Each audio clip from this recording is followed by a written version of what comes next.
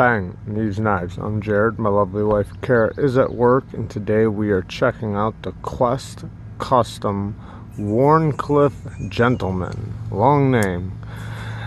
This knife was originally sent to us by Shaker MT to check out and review, but then during a live video we were doing, he said we could keep this. And I'm still speechless. I mean, that's insane. And I'm so thankful and grateful for it. I really like this. I think he could tell how much I really like this knife, because this knife is awesome and I like it a lot. I love it.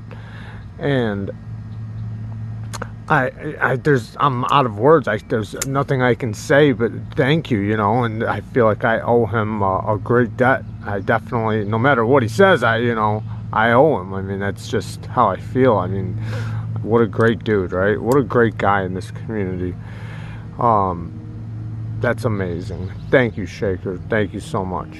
Another thing I want to mention, if you guys are wanting to get some really good quality hanks, check out Brandy Lejour. I'm gonna put the link down below in the description. Sorry, I'm outside, guys, so there's gonna be, crap, noise. But these things are made of really good quality. The stitching's amazing. The material's really good. And the best hanks I've found yet for quality wise has been what was it? Badass Hanks. And these are right up there with them. Definitely right up there with the quality, the stitching. These are nice and big too. I mean, these are big ones. They're real big. So check her out and check out what she's doing. She's pretty new, so you might, I don't know her prices, but they're probably pretty decent, I would imagine. She's pretty new. So yeah, Brandy Lejour down in the description. So anyways, back to the Quest Customs. Damn it, I'm lucky. I mean, I can't feel anything but just straight lucky. I mean, that's amazing that he gave this to me. So a size comparison, a really good size comparison is the Spyderco Shaman. It's right there with it. The total length is a little over 8 inches. It's about 8 1/4. And then the blade length is just a little over 3 1/2 inches at 3 5/8. So I only brought out one size comparison. Like I said, I am outside. So this thing is S35 VN blade steel, titanium, carbon fiber, and let's get into the good and bad about this. And it's going to be hard to do the bad because this was a gift, but I owe it to you guys. I mean, that's what we're here for, so let's get to it. First off, this to me, this is a sheep's foot to me, not a Wharncliffe. I know they call it a Wharncliffe, but to me that's a sheep's foot. I think a Wharncliffe is supposed to go from the back of the spine and slowly gradually go down to the tip. So one sweep motion, and it's supposed to be straight on the bottom. So this is more of a sheep's foot to me. That doesn't matter, but this is a really deep, thin, hollow ground blade. I mean, it goes, nice and tall. How thin this is till before it starts getting thicker. I really, really like that. The tip gets nice and fine, so it gets thinner at the tip. So from here to here, it gets thinner at the tip. But then you'll notice, since the tip is shorter, it gets thicker a little bit quicker as it goes up. Not like a huge difference, but obviously it's going to, because you're going from front to back of the blade. The jimping on the back of the blade, you see it. It's pretty much made for gloves, but you can use it without a problem because they're nice and wide, at the top. The hole is not chamfered. We'll get to that in just a second. Nice swedge. There's milling all the way around, and you can see they anodized it. And the carbon fiber inlay right here is so smooth, you can't feel the transition at all. I mean, whatsoever. I couldn't tell you, aside from feeling the milling around in the screws, I wouldn't be able to tell you where it ends and where it begins. The only thing that I can tell is because it's a little smoother than this, but not by much. This side, obviously, you're going to be able to feel it right there because it's the over travel stop for the lock bar. You can see their Quest Custom logo right there. Nice milled out pocket clip. The pocket clip isn't very deep, but it is nice in the pocket. It goes in and out of the pocket really nicely is what I meant to say. But yeah, it's not deep, so you do have quite a bit hanging out, about that much. It's not too bad. Something to grab onto and pull it out of the pocket. The geared back spacer, it's nice and smooth, nice and flush until you push into it. So when it's in your palm, you know, it'll bite into your palm. You know, when you go to flick it, when you hold it like that, you know, it gives you some traction right there, which is really cool. Jimping on the back of the flipper tab, nice and aggressive. It's exactly how you want jimping, I guess you could say, for a flipper tab. Now the action, let me just back out just a tiny bit. The action is really nice. The detent is nice and crispy, nice and heavy, I should say. Not strong, heavy. I like that. And you can do the push button, but when you do the push button, you're more using this corner right here and driving it that way when you do it. But it's more for the flip, you know, the switch, the light switch like that. That's basically more how it is.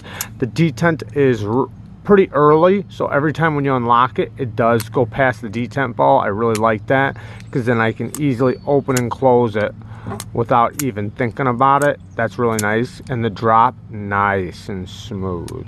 Now it doesn't have a reverse detent track, so if you do hit the detent, you're gonna have to push past it, but it's not that big of a deal because you never hit it, you know, you never even realize it's there. Now I've seen a lot of people can't thumb flick this. I can't, nobody can that I've seen can middle finger flick this. There's just no room. You're not gonna be able to middle finger flick it, but if you wedge the fat of your thumb or the meat of your thumb right in there and you get it just right, bang, it pops out really nice. And I've gotten pretty used to doing it. It's not the main means of deployment. You also got to make sure your fingers are off the lock bar right there. You want to make sure they're down, and then it's not too bad, but you do have to get used to it. You can do the pinch and the slow roll, obviously, but it's mostly made just for the flipper tab. The ergos are absolutely amazing. This thing is incredible, and you know, it has the kind of ergos I like in a knife.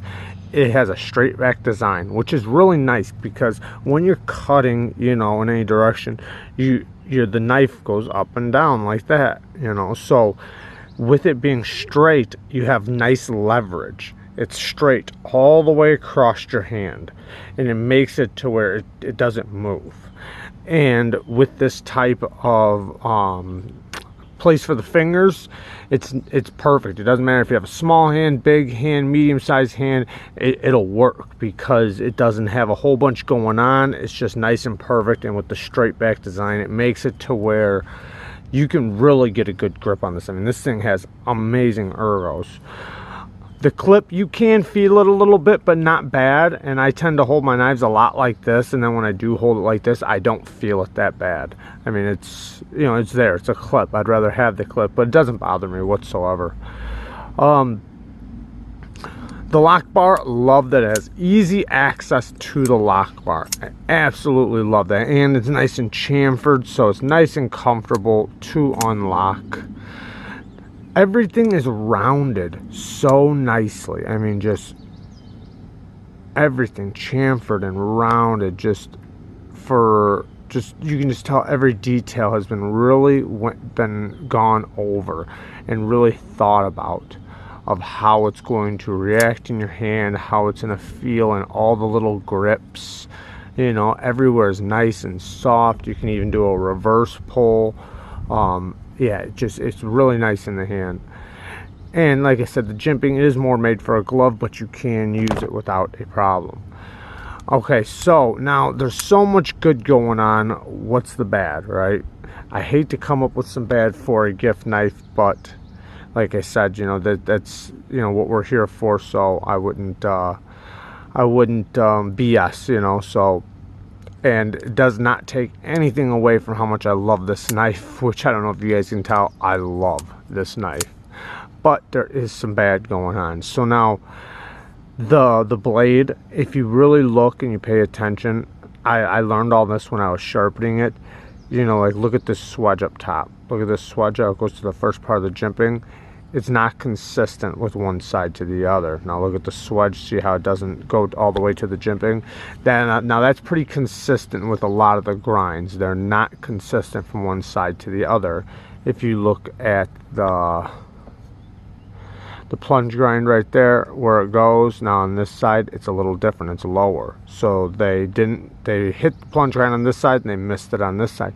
And it's pretty much the way it is from one side to the other in a lot of areas. So, you know, that it's, you know, it's not something that bothers you like when you're cutting or anything. You don't really feel it, but when you're sharpening, you notice it, you know, because, you know, you gotta be consistent with your edge. And I noticed I had to mess around a little bit, you know, when I was on the stone, because I freehand, so to get it to match up from one side to the other. Now that being said, this is a hand done knife. So like the blade was hand ground. So it's not like a robot or a machine did this. A human did this with their hands. So when you see little inconsistencies, it almost verifies that yes, this was done by hand, and it's still done incredibly well. And also about the steel, this thing, I can't verify this, but it's got an amazing heat treat in my opinion. One, on the stone, the way it reacted as I was sharpening it, it just responded so well. And when I deburred it, the entire burr, so there was a burr all the way down, I made sure it was all the way up and down the blade, it came off in one wire and stayed together. Now, does that say that it has a really strong Rockwell? Or does that say it has a really hard one? Because a lot of times with a burr, you know, they'll slowly get knocked off. So like the burr will be there, and as you're sharpening, it'll move to one side to the other, you know, back and forth, back and forth, back and forth, till it just starts chipping off. This one went, you know, back and forth, pop, and popped off completely all in one straight line. So does that mean it's really hard? That's the way I feel. I feel like it means it has a good strength to it because it stayed in one wire, and it's really hard because it all popped off at once. I'm not sure, but I know the way it reacted with the stone felt really good, and it took a hell of a keen edge. Like, I started thinking about it, like, is this thing in the top 10, you know, sharpest knives I've gotten, or should I say keenest knives? Because I don't know, I don't want to say sharpest, but like just the reaction I got with the teeth I got for the highest grits I got, like it responded a lot better and gave me a lot more bite per grit as I was going up. Like even when I got to the finer grits, it still kept that nice keen bite to it. Maybe some sharpeners will understand what I'm talking about, but basically what I'm saying is that it got incredibly sharp, and kept the teeth. And then as I used it after that to see, like, okay, well, is it just going to get dull really quick? No, it kept that nice bite as I was using it, and for longer than I thought it was gonna. But when it did start getting dull, I put it to the strop, bang, teeth right back. I mean, it just, right after the strop, that keen edge just came right back, which is really nice. Even after using it and restropping it, I haven't had to resharpen it again. Am I going to? Yeah, eventually, but right now it's still got a really nice edge on it. Not as keen as, you know, when I first got the stone, but damn close to it. It's really nice. Now, the other bad thing, there's one more bad thing, and it's pretty significant. Well, it had really bad lock stick, okay? Pretty bad lock stick. So I did what most people would do. I got the old permanent marker out, put the permanent marker on where the lock face would meet the tang of the blade, and I put it on there, and it's, you know, it still had a little bit of lock stick. Took care of most of it, but a little bit. So then I took a pencil, and then I put lead on it also. So right where the lock face meets, I put marker, a permanent marker, and pencil. And, you know, I cleaned it off first, and then put the permanent marker, let it dry, and then I put the pencil on there, and it went away. No lock stick. But when I, you know, checked for lock rock, it had pretty bad lock rock. So not where the blade shook back and forth, but when you put pressure on the back of the spine of the blade, the lock bar would move over a little bit. And I wasn't really worried about it. And the reason why is because I knew it had to break back in, because, you know, I'm putting, you know, number 2 pencil on the lock face and marker, so it's not going to have that bite that titanium and steel have together when it's got like a lubricant basically in between it.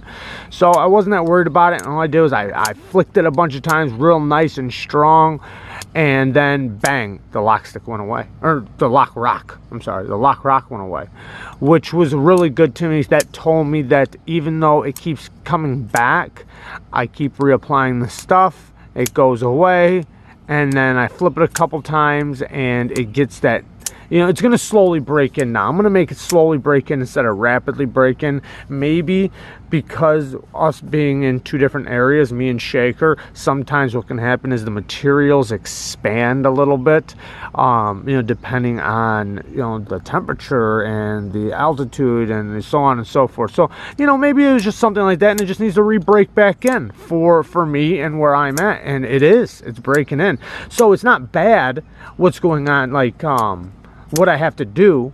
It was just, you know, it had lock stick. That was basically all I was getting at. I just wanted to explain to you guys what I went through, and not saying I went through anything like it was bad, just, you know, the process, which, it's a knife, it's a tool, you know, you know, you're gonna have things like that. That's common, and it doesn't stop me from loving this thing so much. One thing, man, this thing is an absolute beast of a cutter.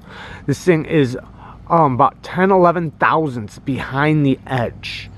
Let me say that again, 10 or 11 thousandths behind the edge. Some spots were like 12, but you're talking about, this thing is a cutting machine. I mean, this thing just gets so keen, such a keen edge, and like you feel it too, like, you know, like that's something that'll cut you, boy. I like that. And with the good ergos along with it, you know, like, you can take a knife that's thick behind the edge, give some good ergos, and it's gonna feel good to cut.